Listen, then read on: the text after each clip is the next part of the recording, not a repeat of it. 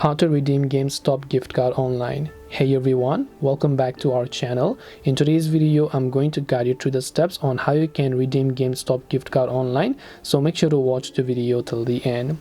To redeem Gamestop gift card online, you can use Gamestop app or the website, it doesn't really matter. Once you launch the Gamestop app, make sure that you sign into your account and make sure to add the products that you want to buy to your cart because you have to redeem during the checkout process.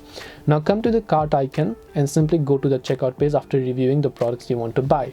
And when you go to the checkout page, you'll see all this option here, and under it you'll find an option that says add gift card or promo code. So tap on add gift card or promo code, make sure to simply enter the gift card number, pin, tap on apply, and you'll be able to use your Gamestop gift card online. Remember that some of the products might not have gift card option because that product doesn't allow you to buy using a gift card. So only the selective products are redeemable using your gift card. This way you can redeem your Gamestop gift card online. Hope this video was helpful. If you have got any questions, feel free to also leave them down below. Thank you for watching till the very end and see you soon in the next video.